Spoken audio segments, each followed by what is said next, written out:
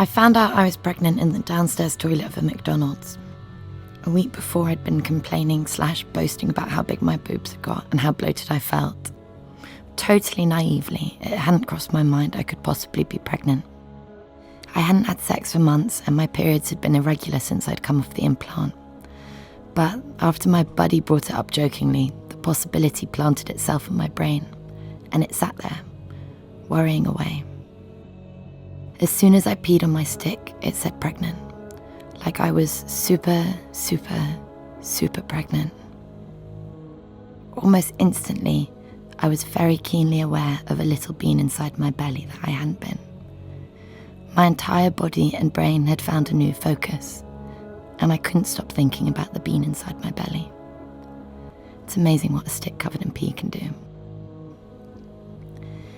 And as sacred and totally glorious it felt to know you made a tiny little life and it was growing day by day in your body, the thought that just kept running through my brain was, I hope this bean is small enough to come out. Because I wasn't ready, in no fit state to provide the sort of life I want to give my baby. I told only a few people. My flatmate who came to watch me pee on my second stick, my boss who let me take the time off work, and who convinced me to tell my mum and the boy, an ex-boyfriend still very much on the scene. Those were the tricky, emotional conversations. Initially, I planned not to tell either of them, but I'm pleased I let them in. I needed help to pick up the pieces. Thankfully, the process was quick. An emergency appointment with the doctor for a referral, an appointment the next day for consultation and treatment. I went with my mum. We're very close, but we've never spoken about sex, so sitting in an abortion clinic was a pretty big step for us. Abortion. Such an ugly word. They turned the screen away from me during the ultrasound. My bean was too big for the pill. It was 3 months big and needed to be taken out surgically. Another word that sticks in the throat. Walking into the room for the procedure, I was struck by how clinical the whole thing felt.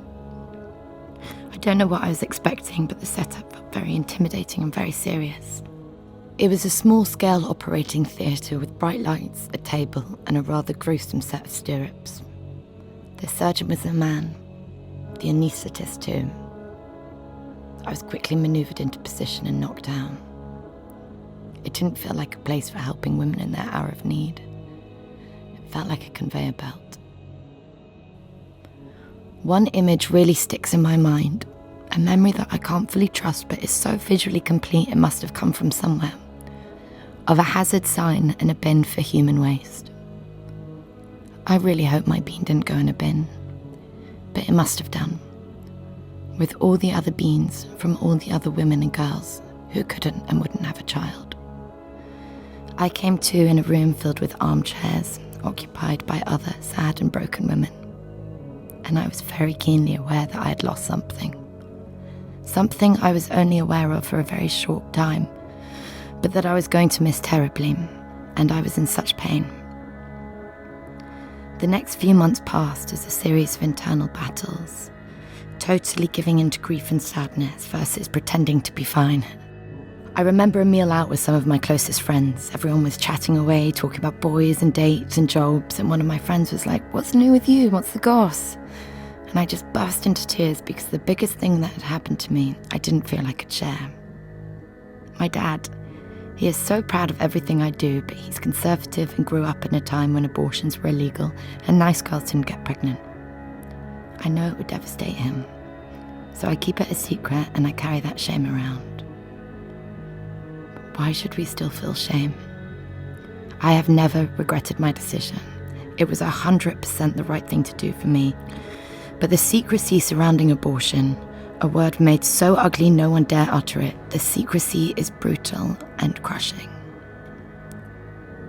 6 months on, I feel stronger, less prone to random spurts of tears. I've tried purposefully not to think about when this bean would have been born, but I suppose it would have been about now. And that does make me sad. As to seeing mothers with their little ones, dads too. And I know that I will never be able to look at a sonogram until it's of a baby I'm ready to have.